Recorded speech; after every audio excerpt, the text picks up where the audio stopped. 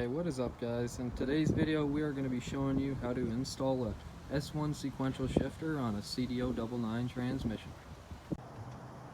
Alright, so we're going to go over the tools that you need for the job. A little grinder wheel, magnet to get the little ball out, some type of punch. I didn't have one laying around, so I'm just going to be using this. A hammer, Allen key set, 12mm, and just a little mini socket set to get all the rest of the bolts off. Alright, so first thing you're going to want to do is pull this little boot up and knock the little rolling pin out. Alright, so after you get the rolling pins out, I knocked the inner one out first and then got the outer one out second. I did end up having to use a smaller punch and then use that after and kind of make it work. Okay, so now this will allow you to remove this, and all you have to do is just take the 4 12mm bolts off. Yep, and then once you get this last bolt off, she'll just come right off. Just like that. Okay, so now you want to take your grinding wheel and grind down the back lip on this, so the plate, when it mounts in the back, won't hit on it. It'll mount flush.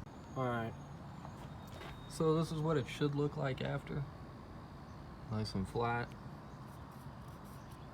So make sure you do not hit this or anything else, obviously. Just gotta be really careful.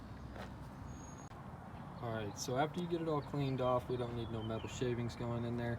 You will be taking off this 7-bolt 10mm bolt plate. And as you're taking off the last screw around this area, be careful because there is a spring with tension on the plate. Alright, so this is what it will look like when you pull the cover off. See how it had put some pressure on there, but pull the cover plate off. Pull the gasket off. We will not be using the factory gasket. I will be using black silicone. Alright, so what you're going to want to do is pull the spring out. And you're going to want to take your little magnet. Alright, so I'm only showing you guys this for the sake of how I had to get it done. I went to the store and bought this from Harbor Freight. It didn't work, so I took the rolling pin, stuck it in there, and was able to get to the end of the magnet closer to the ball to actually pick up the ball, because it's actually pretty far down inside of there and it tapers down. Alright, so what we got to do next is remove these 2 end caps and pull both of these guys out so they no longer control the shifting mechanism. Also, remember to be careful when removing them because they do have a spring holding it all in. Now you can take your magnet, stick it to the end of this, and pull this guy out. You will no longer need this. Okay, so now that we're done with this side, you're going to want to go ahead and take this cap, put it back on in. Make sure you do put a little bit of sealant on there because it seems like they need to seal it from factory. Obviously there is oil in it, runs through it, so make sure you seal it before you put it on. Alright, and then same thing for this other side. So most videos online are going to tell you to have these 2 washers on the bottom of the centering plunger. That is not what you want to do because they have updated it where you add these sticker washers. It has the longer side on the bottom. Place those in there on both sides and then use their supporting hardware to put it in there. I have contacted S1 myself and asked them why we do put the bigger spacers underneath there. And they say because it does help it keep it in reverse. These ones, they say they will let it pop out of reverse or something like that. So just make sure you have the thicker washers underneath there. Alright, so what you're going to want to do now is go ahead and grease this guy up so we can put this shifter attachment on there and put the rolling pin back through it to secure it on. Alright, so now that you got that all installed, 2 of the dowel pins in there, and it's all lined up correctly, it should look something like this. We're going to go ahead and put a bunch of grease all over the part just so you make sure it's lubricated. Okay, so now you're going to want to take your silicone and go ahead and make a gasket. I was told you do not want to use the original one. Alright, so now that you got all the silicone on there and made your little gasket, I'm going to go ahead and put this right on there.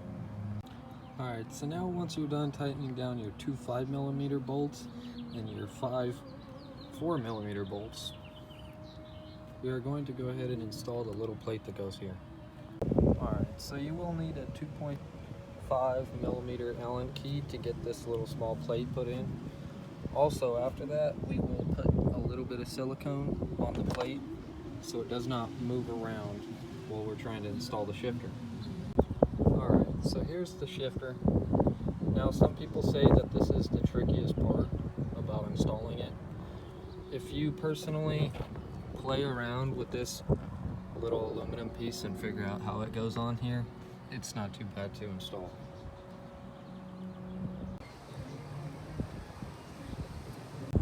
Alright, so now once you got the shifter installed, you're going to go ahead and install the 3 Allen bolts with thick washers. And then that one 14mm that's in the front here, and she'll be installed.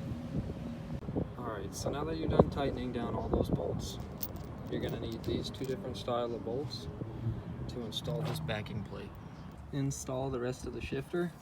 Just got to tighten down these little Allen bolts. And I found out that mounting it down lower like this for me actually worked out a lot better, because I get a lot more leverage on it, because it's kind of hard to pull on it, but I imagine that it'll be a little bit easier once the car's actually running. Alright, so after you get all of that installed, you're going to go ahead and want to put this little dust cover box on. Just a little 4 Allen keys and a little bit of silicone to seal it. Alrighty, so that is everything.